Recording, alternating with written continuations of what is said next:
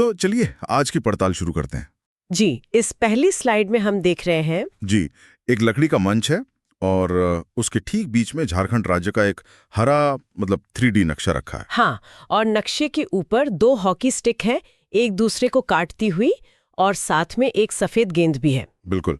और अगर दाईं तरफ देखें तो एक मंदिर का बहुत सुंदर मॉडल रखा हुआ है। और पूरे मंच पर नारंगी रंग के फूल बिखरे हुए हैं।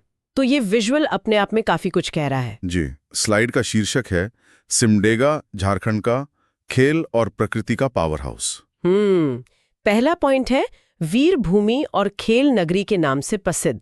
इसका मतलब साफ है कि ये जगह अपनी बहादुरी के लिए और खेलों के लिए, खासकर हॉकी के लिए जानी जाती है। अगला पॉइंट है जेपीएससी और जेएसएससी परीक्षाओं के लिए एक कंप्लीट गाइड। जी, तो ये प्रस्तुति सीधे सीधे उन लोगों के लिए बहुत महत्वपूर्ण है जो झारखंड की लोक सेवा आयोग या कर्मचारी चयन आयोग की तैयारी कर रहे हैं। ठीक है, फिर लिखा है इतिहास, भूगोल और हॉकी के गौरव का अद्भुत संगम। मतलब यहाँ पर इतिहास, भूगोल और हॉकी की जो शानदार विरासत है वो एक साथ मिलती है। और आखिरी पॉइंट है, इस प्रेजेंटेशन में हम सिमडेगा का कोना कोना जानेंगे। यानी इस जानकारी के माध्यम से हम सिमडेगा जिले के बारे में हर छोटी बड़ी बात को समझने की कोशिश करेंगे। और नीचे एक परीक्षा चेतावनी भी दी गई है। हाँ, इसमें लिखा है उपनाम, हॉकी की नर्सरी, क्रेडल ऑफ हॉकी। ये नाम याद रखना बहुत जरूरी है। बिल्कुल।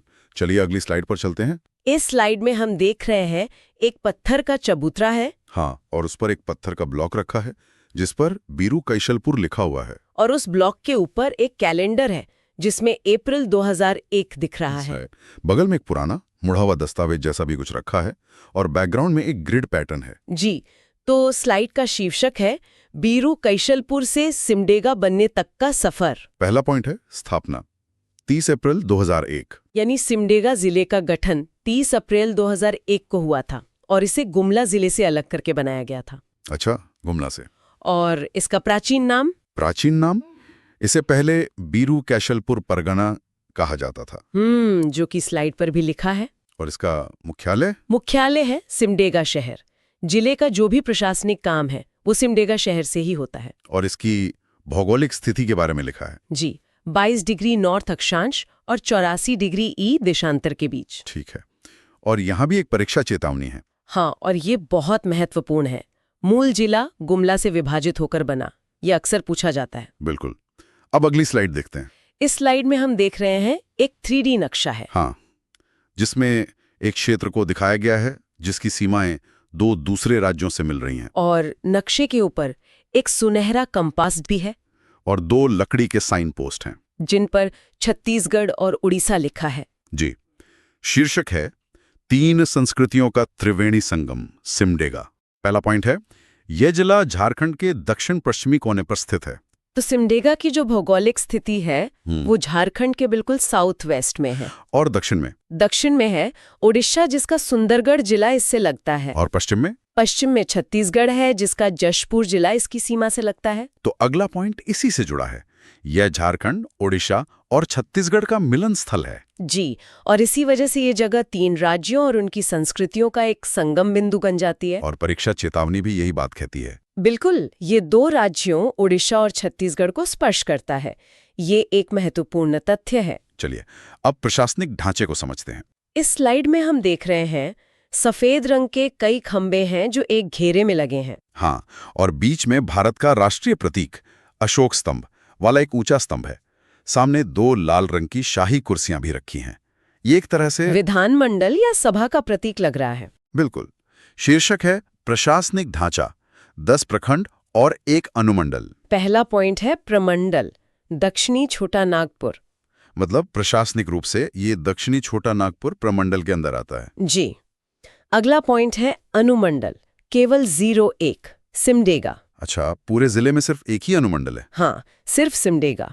और प्रखंड कुल 10 है, जैसे कोलेबिरा, बानो, कुरडेग, जलडेगा, बांसजोर वगैरह। जी, और विधानसभा की यहाँ 2 सीटें हैं, सिमडेगा और कुलेबिरा। और यहाँ परीक्षा चेतावनी बहुत ही महत्वपूर्ण है। क्या है? दोनों विधानसभा सीटें एसटी यानी अनुसूचित जनजाति के लिए आरक्षित है। ये एक बहुत खास बात है। जी, बहुत।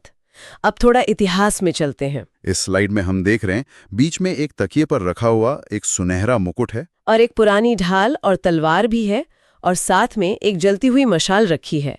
ये सब राजशाही और संघर्ष का प्रतीक है। बिल्कुल। शीर्षक है राजा गंगा वामसी और तेलंगा खड़िया का संघर्ष। पहला पॉइंट है बीरू राजवंश। राजा गंगा वामसी ओडिशा गजपति वंश ने इसे बसाया था। अच्छा, तो इस क्षेत्र को ओडिशा के गजपति वंश के राजा गंगा वामसी ने स्थापित किया था। जी। फिर 1833 ईस्वी में ये दक्षिण पश्चिम सीमांत एजेंसी यानी SWFA का हिस्सा बना। मतलब ये ब्रिटिश शासन के तहत एक एजेंसी का अंग बन गया था। हाँ, और स्वतंत्रता संग्राम में वीर तेलंगा खड़िया ने यहाँ अंग्रेजों के खिलाफ बिगुल फूंका था। अच्छा, तो वीर स्वतंत्रता सेनानी तेलंगा खड़िया ने इसी क्षेत्र से विद्रोह शुरू किया था। जी हाँ। और आखिरी पॉइंट है ऐतिहासिक रूप से ये सामरिक महत्व का क्षेत्र रहा है। मतलब अपने इतिहास की वजह से ये जगह हमेशा से स्ट्रेटेजिकली महत्वपूर्ण रही है। बिल्कुल। और परीक्षा चेतावनी में भी यही नाम है। स्वतंत्रता सेनानी तेलंगा खड़िया गुमला सिमडेगा क्षेत्र। जी। अब यहाँ की भूगोल और नदी को देखते हैं। इस स्लाइड में हम देख रहे हैं जमीन का एक कटा हुआ हिस्सा दिखाया गया है जिसमें मिट्टी की परतें दिख रही हैं। हाँ, और बीच से एक नदी बह रही है और उसके किनारों पर हरे भरे पेड़ हैं। ये नदी और भूमि का संबंध दिखा रहा है। शीर्षक है शंख नदी सिमडेगा की जीवन रेखा। पहला पॉइंट है प्रमुख नदी। शंख नदी जिले के बीचों बीच बहती है। तो शंख नदी इस जिले की मुख्य नदी है। जी बिल्कुल। और इसका उद्गम ये गुमला से निकलकर यहाँ आती है। अच्छा, तो इसका स्रोत गुमला जिले में है। हाँ, और फिर इसका संगम होता है। ओडिशा में ये दक्षिणी कोयल से मिलती है और ब्राह्मणी बनती है। ये बहुत दिलचस्प है। मतलब उड़ीसा में दक्षिणी कोयल से मिलकर इसका नाम ब्राह्मणी हो जाता है। जी। और मिट्टी की बात करें तो यहाँ मुख्य रूप से लाल मिट्टी और ऊबड़ खाबड़ पठारी भूमि है। तो यहाँ की भूमि पठारी और असमतल है और लाल मिट्टी ज्यादा पाई जाती है। बिल्कुल। और परीक्षा चेतावनी में भी इसी संगम का जिक्र है। शंख प्लस दक्षिणी कोयल इज इक्वल टू ब्राह्मणी नदी ओडिशा। ये एक महत्वपूर्ण समीकरण है। जी हाँ। अब आते हैं उस चीज पर जिसके लिए सिमडेगा सबसे ज्यादा मशहूर है। हॉकी। इस स्लाइड में हम देख रहे हैं एक विजेता का मंच है यानी पोडियम जिस पर 1, 2 और 3 लिखा है। हाँ, और ये पोडियम हर एक घास के मैदान पर है। पोडियम के ऊपर स्वर्ण, रजत और कांस्य पदक भी लटके हुए हैं और एक हॉकी स्टिक और गेंद भी रखी है। शीर्षक है ओलंपिक वीरों की भूमि, हॉकी का पावर हाउस। पहला नाम है सिल्वानुस डुंगडुंग। 1980 मॉस्को ओलंपिक में इन्होंने गोल्ड मेडल जीता था। 1980 मॉस्को ओलंपिक, वाह। जी। फिर है माइकल किंडो, 1975 वर्ल्ड कप विजेता और ओलंपिक मेडलिस्ट। मतलब 1975 की वर्ल्ड कप विजेता टीम का हिस्सा थे और ओलंपिक पदक भी जीता। हाँ, और आज की पीढ़ी की बात करें तो सलीमा टेटे, टोक्यो ओलंपिक की स्टार, सिमडेगा की बेटी। जी, सलीमा टेटे जो सिमडेगा से हैं, टोक्यो ओलंपिक में एक बहुत प्रमुख खिलाड़ी के रूप में उभरी। और ये जानना भी जरूरी है कि यहाँ विश्व स्तरीय एस्ट्रोटर्फ हॉकी स्टेडियम मौजूद है। बिल्कुल, अंतर्राष्ट्रीय मानकों वाला एक एस्ट्रोटर्फ हॉकी स्टेडियम भी है यहाँ। और परीक्षा चेतावनी में सिल्वानुस डुंगडुंग के बारे में एक खास जानकारी है। जी, सिल्वानुस डुंगडुंग को ध्यानचंद लाइफ टाइम अवार्ड 2016 मिला है। ये बहुत बड़ी उपलब्धि है। अब खेल से आस्था की ओर चलते हैं। इस स्लाइड में हम देख रहे हैं एक बड़े पत्थर पर एक चमकदार सुनहरे रंग का पदचिन्ह बना हुआ है। हाँ, और पदचिन्ह के ऊपर एक धनुष और बाण का प्रतीक भी है। पत्थर के चारों ओर दिए जल रहे हैं और पीछे एक मंदिर जैसी संरचना है। बिल्कुल। शीर्षक है राम रेखा धाम, त्रेता युग की निशानी। पहली मान्यता है कि वनवास के दौरान भगवान राम, सीता और लक्ष्मण यहाँ रुके थे। जी, ऐसी मान्यता है कि भगवान राम अपने वनवास के समय पत्नी सीता और भाई लक्ष्मण के साथ इस स्थान पर ठहरे थे। और यहाँ दर्शन के लिए क्या है? यहाँ गुफाओं में चरण चिन्ह, धनुष कुंड और सीता चूल्हा जैसी पवित्र जगहें हैं। और ये है कहाँ? स्थान सिमडेगा शहर से 26 किलोमीटर दूर। लगभग 26 किलोमीटर दूर। और यहाँ एक मेला भी लगता है। जी, कार्तिक पूर्णिमा को यहाँ एक ऐतिहासिक मेला लगता है हर साल। और परीक्षा चेतावनी में भी इसी मेले का जिक्र है। हाँ, यहाँ कार्तिक पूर्णिमा को भव्य मेला लगता है। चलिए अब कुछ और प्राकृतिक स्थलों की बात करते हैं। इस स्लाइड में हम देख रहे हैं जमीन का एक 3D टुकड़ा है जिस पर एक बांध और झरना दिखाया गया है। और चारों ओर हरियाली है, पानी एक जलाशय में गिर रहा है और एक हरा तोता भी झरने के पास बैठा है। जी, शीर्षक है केलाघाघ और सुगा काटा का सौंदर्य। पहला नाम है केलाघाघ। ये पहाड़ियों से घिरा एक प्रमुख डैम और पिकनिक स्पॉट है। बिल्कुल, केलाघाघ एक खूबसूरत बांध है जो पहाड़ियों से घिरा है और एक लोकप्रिय पिकनिक स्थल भी है। और दूसरा है सुगा काटा जलप्रपात। ये शंख नदी पर स्थित है, ठेनी टांगर में। सुगा काटा ये नाम थोड़ा अलग है। हाँ, इसके पीछे एक किंवदंती है। सुगा काटा का नाम एक स्थानीय प्रेम कहानी पर है जिसमें सुगा का मतलब तोता होता है। अच्छा, दिलचस्प है।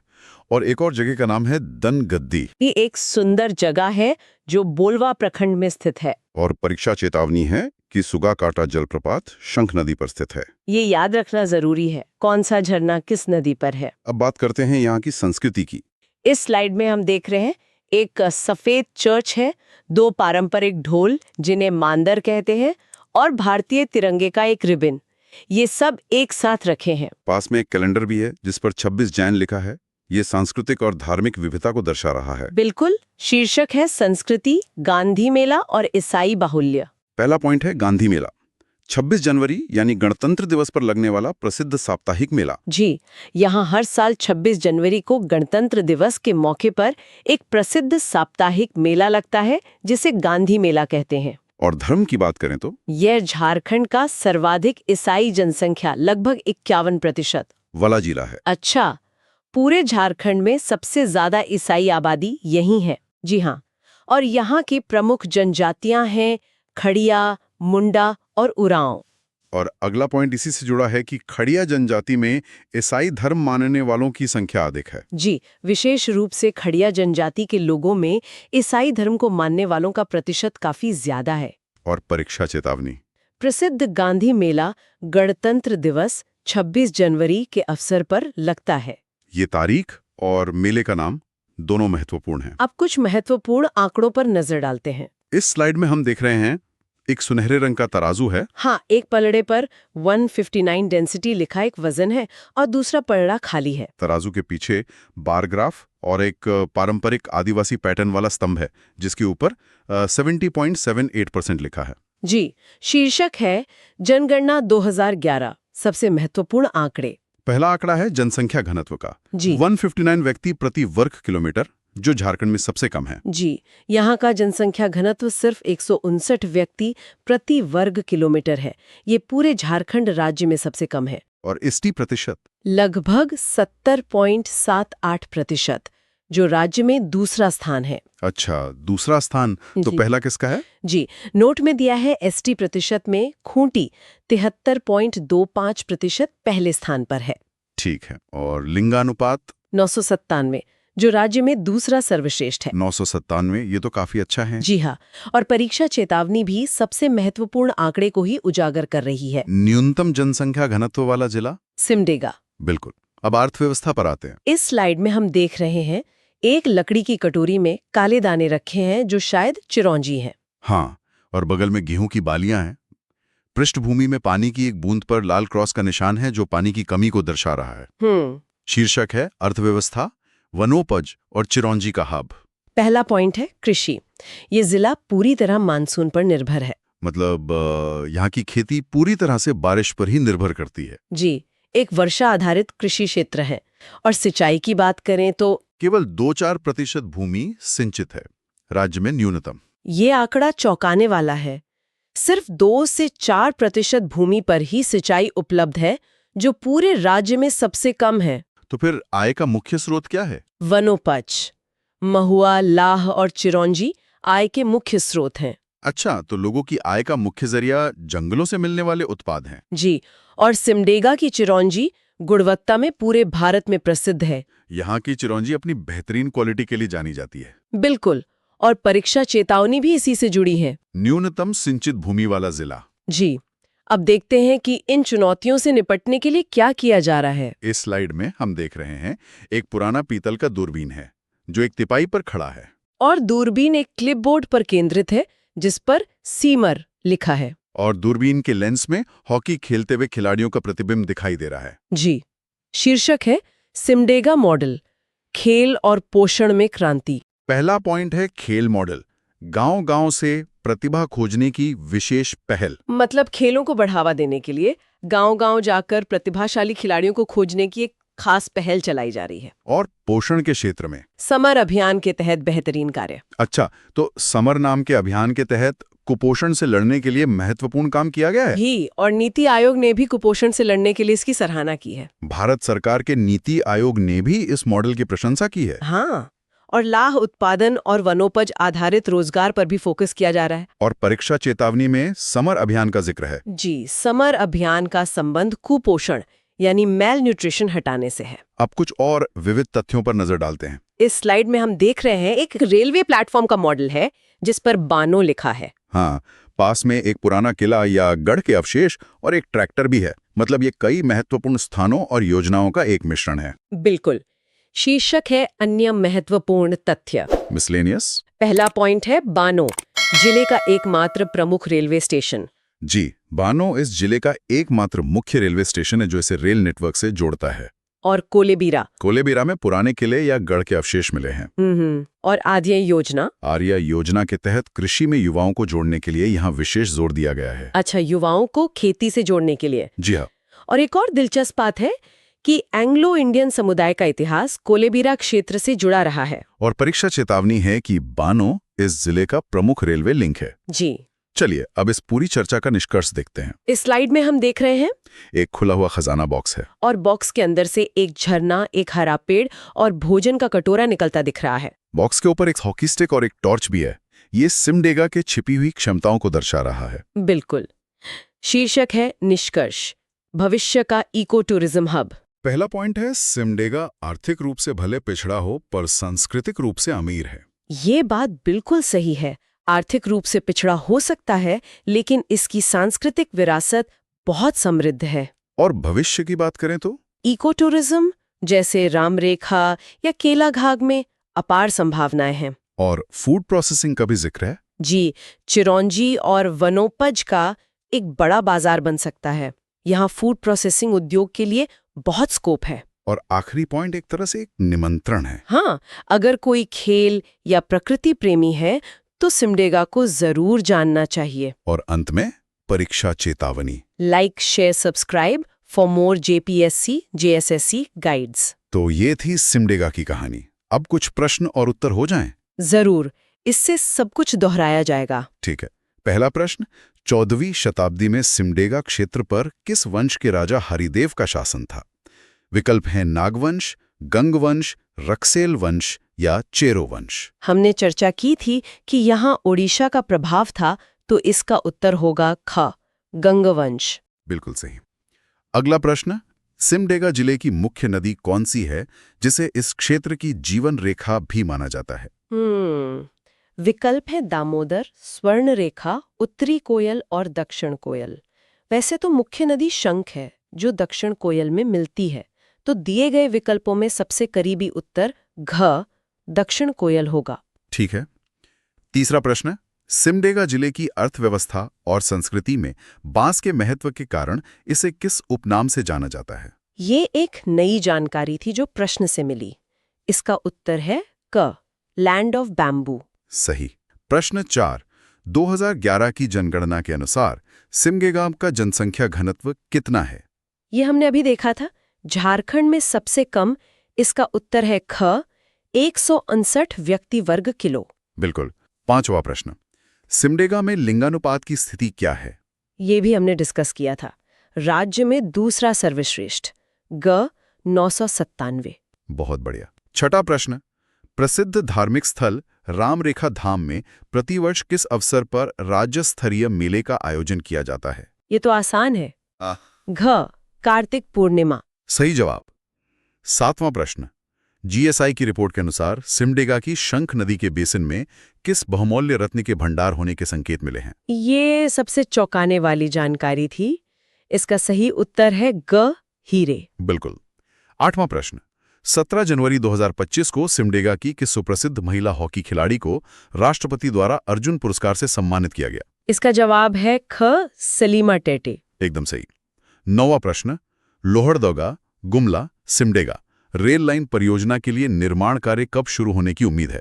इसका उत्तर है ख जनवरी 2026। और आखिरी 10वां प्रश्न, गृह मंत्रालय की 2025 की रिपोर्ट के अनुसार सिमडेगा जिले को सुरक्षा के लिहाज से किस सूची से बाहर कर दिया गया है? ये एक बहुत सकारात्मक खबर थी। जवाब है घ नक्सल प्रभावित SRE सूची। बहुत खूब। तो इस पूरी चर्चा से सिमडेगा की एक बहुत ही दिलचस्प और मिलीजुली तस्वीर उभरती है। जी बिल्कुल। एक तरफ जहाँ ये देश को ओलंपिक खिलाड़ी दे रहा है, वहीं दूसरी तरफ ये न्यूनतम जनसंख्या घनत्व और न्यूनतम सिंचाई वाला जिला भी है। ये विरोधाभास ही इसकी कहानी को अनोखा बनाता है। और भविष्य की संभावनाएं भी उतनी अलग हैं। एक तरफ इको टूरिज्म है तो दूसरी तरफ हीरो के खनन की संभावना। और यही वो सवाल है जिसके साथ हम श्रोताओं को छोड़ सकते हैं कि विकास का कौन सा मॉडल सिमडेगा के लिए सही होगा। क्या प्रकृति और प्रगति एक साथ चल सकते हैं? बिल्कुल, एक ऐसा सवाल जो सिर्फ सिमडेगा के लिए नहीं बल्कि ऐसे कई क्षेत्रों के लिए प्रासंगिक है।